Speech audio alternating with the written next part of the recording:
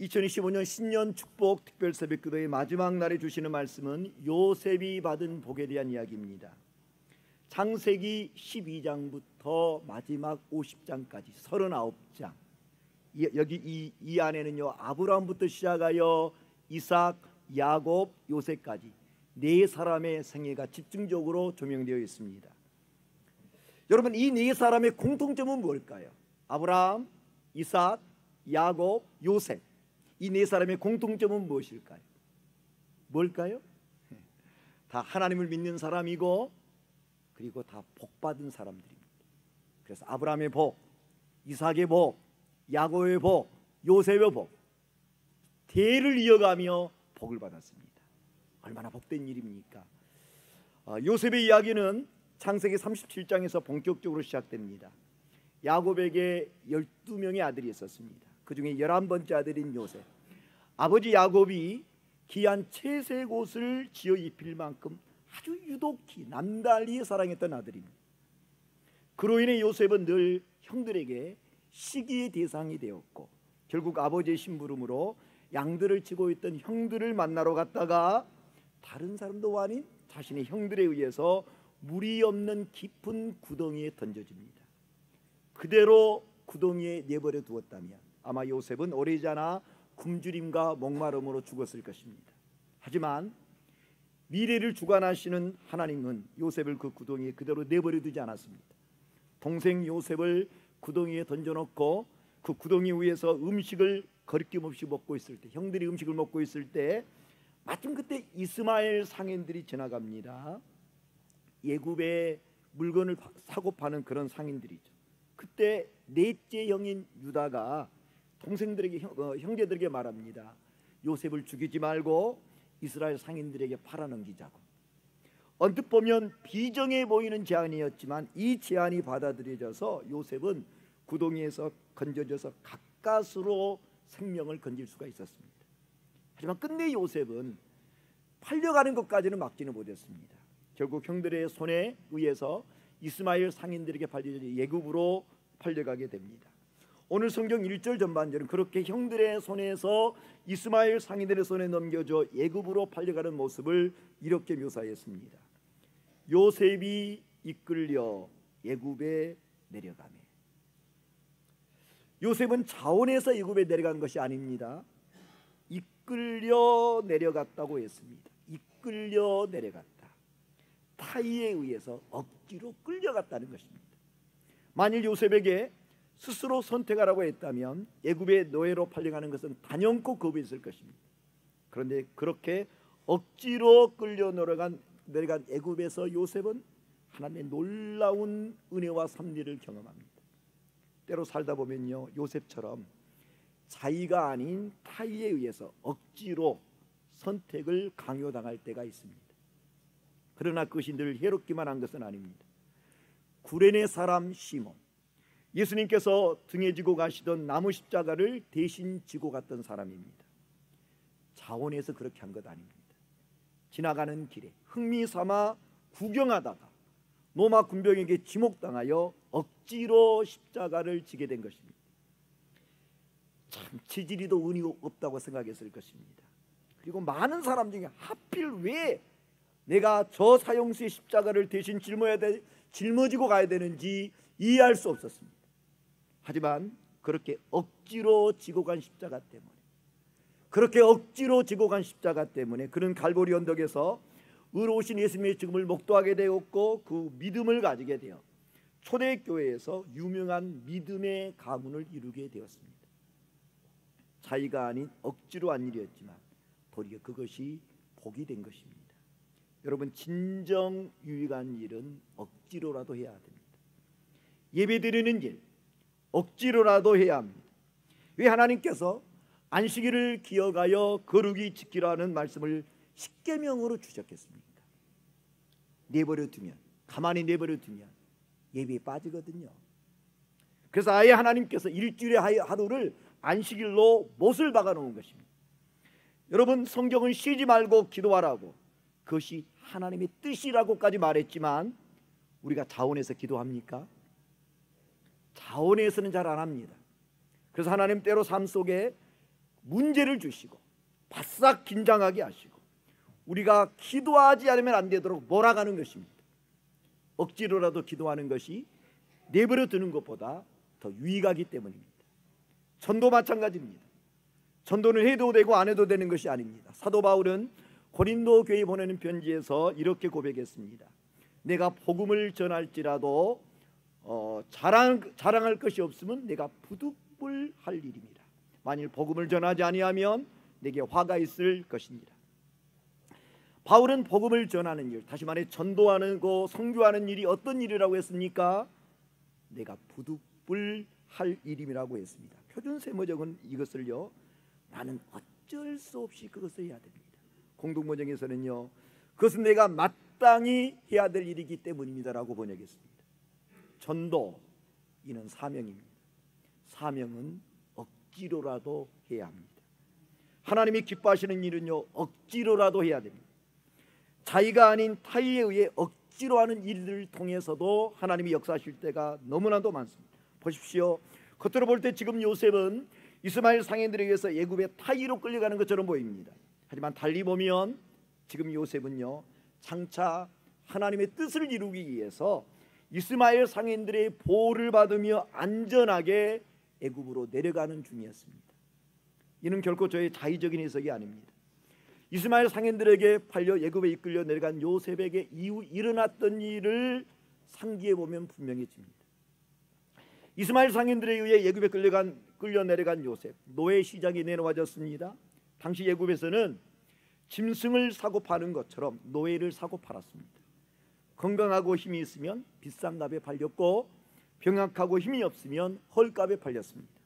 그 비정한 애굽의 노예 시장에서 요셉이 누구에게 팔렸습니까? 1절 후반절입니다. 바로의 신하 친위 대장 애굽 사람 보디발이 그를 그리로 데려가 이스마엘 사람들의 손에서 요셉을 사니라. 이스마엘 상인들은 형들에게 은 20의 대가를 지불하고 요셉을 샀습니다.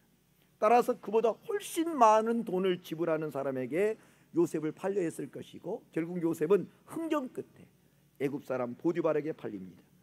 많은 사람들이 젊고 건강하고 튼튼한 요셉에게 눈독을 들였지만 그 가운데 왜 하필 보디발의 손에 요셉이 팔렸을까요? 보디발, 애굽 왕 바로의 친위 대장으로 당시에 애굽의 최고 실세였습니다. 오늘날로 말하면 대통령 경호실장과도 같겠습니다. 이후에 요셉이 애굽의 왕 바로를 만날 수 있었던 것, 다른 것도 아닌 보디발의 집에 노예로 팔린 것과 깊은 연관이 있습니다. 그러고 보면 요셉이 노예 시장에서 바로 왕의 친위 대장 보디발의 손에 팔린 것은 결코 우연이 아니었습니다. 그것은 하나님께서 요셉에게 허락하신 만남의 복이었습니다. 생각해 보십시오. 평상시라면 17살의 이스라엘의 이름 없는 청년에 불과한 요셉이 애굽의 친위 대장인 보디발을 만날 수 있겠습니까? 근접조차 할 수 없었을 것입니다. 그 집에 노예로 팔렸기에 애굽의 친위 대장인 보디발과 청년 요셉이 자연스럽게 만날 수 있었던 것입니다. 이는 인생을 경영하시는 놀라운 하나님의 한 수 아닙니까? 하지만 노예 시장에서 자신을 산 애굽의 친위 대장 보디발이 하나님이 자신을 위하여 예비해 놓으신 만남의 복인 줄 요셉이 처음에 알았을까요? 전혀 알지 못했습니다. 구약 성경 열왕기하 5장에 보면 나병이라는 불치병에 걸린 아람의 군대장관 나만이 이스라엘의 선지자 엘리사를 찾아와 깨끗하게 치유받은 이야기가 나옵니다. 사실 나만은 이스라엘과 평소 적대 관계에 있는 적국의 장수입니다. 이런 그가 이스라엘에 있는 엘리사 선지자를 어떻게 알고 찾아왔을까요? 그것은 아주 작고 사소한 만남에서 시작되었습니다. 나만은 전쟁 중에 우연히 이스라엘의 한 어린 소녀를 포로로 붙잡아서 자기 아내의 몸종을 삼았습니다. 그런데 바로 이 이스라엘의 어린 소녀가 나병에 걸려 고통받는 주인 나만의 모습을 안타깝게 여기고 이스라엘의 선지자 엘리사를 소개한 것입니다. 그 어린 소녀의 간곡한 권면에 나만은 선지자 엘리사를 찾아가게 되었고 하나님의 은혜로 불치병 나병으로부터 온전한 회복을 경험하게 됩니다. 전쟁터에서 이스라엘의 한 어린 소녀를 만나지 못했다면 나만에게 이런 일이 가능했을까요? 우연처럼 보였던 그 작은 만남 속에 이처럼 놀라운 하나님의 은혜가 감춰져 있었던 것입니다. 여러분, 하나님이 우리에게 주시는 만남의 복 멀리 있지 않습니다. 지금 내가 만나고 있는 사람들 가운데 분명히 하나님이 주신 만남의 복이 깃들어 있습니다. 하나님이 우리에게 주신 만남을 그래서 소중히 여겨야 합니다. 바로왕의 친위대장 보디발의 집에 노예로 팔려간 요셉, 그가 어떻게 되었습니까? 2절을 보십시오. 여호와께서 요셉과 함께 하심으로 그가 형통한 자가 되어 그의 주인 애굽 사람의 집에 있으니. 누가 요셉과 함께 하셨다고요? 여호와께서. 하나님이라고 말하지 않고 여호와께서라고 했습니다. 다른 요셉의 이야기에서 다른 데는 전부 다 하나님이라고 나오는데 이 39장에서만 유독 이름을 하나님이라고 말하지 않고 여호와라고 말합니다. 가장 힘들고 어려울 때 요셉 곁에 있었다는 것을 의도적으로 보여주는 것입니다. 요셉은 가나안 땅에 있을 때만이 아니라 아버지와 함께 있을 때만이 아니라 타국에서 억지로 애굽에 8년 그때에도 여호와께서 함께 하셨습니다. 요셉이 처한 상황과 형편에 따라 상황은 달라졌죠. 하지만 변함없는 것은 하나님이 언제나 요셉과 함께 하셨다는 것입니다. 여러분, 모든 일이 순조로울 때만, 내가 오는 대로 잘 흘러갈 때만 여호와께서 함께하고 있는 것이 아닙니다. 다윗이 뭐라고 고백했습니까? 푸른 초냥 실만한 물가에만 하나님이 함께 하신다고 말했습니까? 아니잖아요. 사망의 음침한 골짜기에서도 주께서 나와 함께 하십니다 라고 말하지 않았습니까? 하나님과 우리의 관계, 상황이나 형편에 따라 좌우되지 않습니다. 여러분, 조심하셔야 돼요. 내 상황과 형편에 따라서 하나님이 있는 것 같기도 하고 없는 것 같기도 하고, 하나님이 가까이 있는 것 같기도 하고 멀리 있는 것 같고, 아닙니다. 여러분의 느낌에 따라 하나님이 있고 없고 하는 게 아닙니다. 느낌에 따라 하나님의 임재가 달라지지 않습니다. 사람들은 하나님께서 진정 요셉과 함께 계신다면 어떻게 요셉이 형들에 의해서 애굽의 노예로 팔려갈 수 있느냐고 의아해합니다. 정말 하나님께서 요셉과 함께 하신다면 그런 일이 없어야 되지 않느냐고, 혹시 그런 일이 있다고 할지라도 그의 삶에 개입하셔서 억울함을 빨리 풀어주시고 노예가 아닌 자유인이 되어 아버지의 품으로 돌아가야 되지 않느냐고. 여러분, 우리의 생각은 거기까지밖에 미치지 못합니다. 장차 우리에게 나타날 영광이 현재의 고난과 비교조차 할 수 없다고 그렇게 반복해서 말씀해 주셔도 우리는 지금 눈앞의 문제만 해결되기만을 원합니다. 지금 요셉의 삶은 계속하여 내려감을 경험하고 있습니다. 아버지의 집인 헤브론에서 세겜으로, 세겜에서 도단으로, 도단에서 애굽으로까지 요셉은 내려갑니다. 형들에 의해서 죽음 직전에까지 내려갑니다. 하나님의 능력이 없어서 요셉이 이런 삶을 경험하고 있는 것이 아닙니다. 하나님께서 이런 일련의 과정을 통해서 요셉을 가장 합당하게 쓰시고자 연단시키고 계신 것입니다. 내려간 사람만이 올라올 수 있습니다. 때가 되면 하나님은 밑바닥까지 내려갔던 요셉을 가장 높이 올라가게 하실 것입니다. 우리가 놓치지 않아야 될 것, 그렇게 날개 없이 추락하는 새와 같이 끝없이 내려가는 요셉과 여호와 하나님께서 함께 계셨다는 것입니다. 그 증거가 여호와께서 요셉과 함께 하심으로 그가 형통한 자가 되었다는 2절의 말씀입니다. 요셉은 성공한 자가 된 것 아닙니다. 형통한 자가 되었습니다. 성공이 사람의 노력으로 주어지는 것이라면 형통은 여호와께로부터 주어지는 것입니다. 성공이 사람의 눈에 드러나는 것이라면 형통은 사람의 눈에 겉으로 드러나지 않을 때가 많습니다. 그러기에 성공을 추구하는 사람들은 당장 눈앞에 있는 현재 문제 해결에 관심을 갖지만 형통을 추구하는 사람은 당장 눈앞의 문제 해결이 아니라 하나님이 주시는 결말에, 주께서 주시는 결말에 관심을 갖습니다. 성공과 형통의 결정적인 차이가 또 있습니다. 성공은 늘 자기 중심입니다. 늘 자기 중심이에요. 그래서 자기의 성공이 다른 사람에게는 불행을 의미할 때가 많습니다. 하지만 하나님이 주시는 형통은요, 자기 중심이 아니라 공동체 중심입니다. 그래서 나의 형통은 나만의 것이 아니라 내가 속한 공동체 전체의 유익을 가져다 줍니다. 세상 사람들은 남이 어떻게 되든 자신에게 유익이 되는 성공을 추구하지만 우리 그리스도인은 공동체를 행복하게 하는 행복을 추구해야 됩니다. 그 형통 어떻게 주어집니까? 여호와께서 우리와 함께 계실 때 주어집니다. 여호와께서 함께 하심으로 요셉이 형통한 자가 되었음을 한눈에 알아본 사람이 있습니다. 바로 요셉을 노예로 산 주인 보디발입니다. 3절입니다. 그의 주인이 여호와께서 그와 함께 하심을 보며 또 여호와께서 그의 범사에 형통하게 하심을 보았더라. 보았더라는 말이 두 번이나 반복되어 있습니다. 히브리 말로 이 말은 발견하다, 깨닫다는 의미도 있습니다. 요셉은 노예 시장에서 돈을 주고 산 일개 젊은 노예에 불과합니다. 그런데 주인인 보디발은 여호와께서 요셉과 함께하고 계시다는 것을 알아차립니다. 여러분, 우리가 형통해야만, 우리가 인간적으로 잘 되어야만 하나님께서 함께 하시고 하나님께서 영광이 된다라고 생각하지 마십시오. 지금 요셉 애굽에서 노예가 되어 인생에서 가장 공고한 때를 지나가고 있습니다. 하지만 요셉의 삶은 비루하지 않았습니다.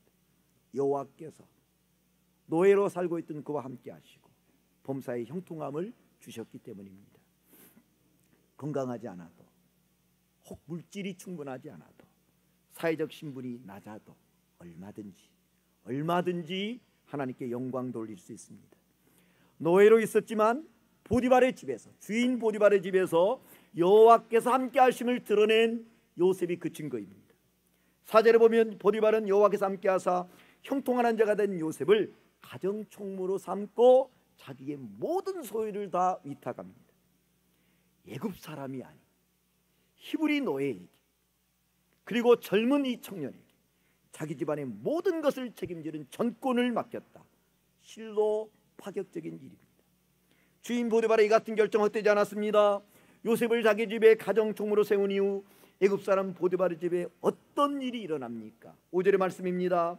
그가 요셉에게 자기의 집과 그의 모든 소유물을 주관해 간 때부터 여호와께서 요셉을 위하여 그 애굽 사람의 집에 복을 내리심으로 여호와의 복이 그의 집과 밭에 있는 모든 소유에 미친지라. 놀라운 일이 일어납니다. 보디발이 요셉에게 자기의 집과 그 모든 소유물을 주관해 간 그날 이후로, 전과 후가 달랐다는 것입니다. 이후로 그 애굽 사람 보디발의 집과 밭에 있는 모든 소유에 여호와의 복이 임하기 시작합니다. 요셉이 가정총무를 하기 전과 가정총무를 한 이유가 확연히 달랐습니다. 왜 이런 일이 일어났을까요? 5절은 말합니다. 여호와께서 요셉을 위하여 그 애굽 사람의 집에 복을 내리심으로라고. 보디발의 집안에 임한 여호와의 복이 요셉과 관련이 있다는 것을 분명히 말하는 것입니다. 우연이 아니라 요셉 한 사람으로 인해 보디발의 가정 전체가 여호와의 복을 경험하게 된 것입니다. 한 공동체가 흥하느냐 망하느냐 다수의 사람에게 달려있지 않습니다. 요셉처럼 하나님과 함께하는 한 사람, 요셉처럼 하나님이 주시는 형통함이 있는 한 사람에게 달려있습니다. 한 사람으로 인해 공동체가 복을 받기도 하고 한 사람으로 인해 공동체가 화를 받을 수도 있습니다. 가정에서, 직장에서, 교회에서 당신 때문에 밥맛이 납니다. 당신 때문에 살맛이 납니다. 이런 말을 들을 수 있어야 합니다. 요셉의 복, 범사 형통의 복입니다. 올 한해 여호와께서 동행하심으로 요셉에게 주신 범사 형통의 복이 바로 여러분의 복이 되기를 축원합니다. 기도하겠습니다. 살아계신 하나님, 감사합니다. 이번 한 주간 은혜를 사모하며 신년 축복 특세에 참여하게 하심을 감사합니다. 들려진 말씀이 마음에 심겨져 100배의 결실을 맺게 하여 주옵소서. 요셉의 미래가 그러했듯이 우리의 미래 역시 하나님의 손안에 있음을 믿습니다. 요셉에게 주셨던 그 만남의 은혜 올 한해 우리의 삶 속에 임하게 하여 주옵소서. 요셉을 위하여 보디발의 집에 복을 내리신 여호와 하나님, 나로 인해 여호와의 복이 임하는 역사가 일어나게 하여 주옵소서. 이 땅의 교회로 인하여 이 민족에게 여호와의 복이 임하게 하여 주옵소서. 세상 끝날까지 우리와 함께 하시는 예수님의 이름으로 기도하옵나이다. 아멘.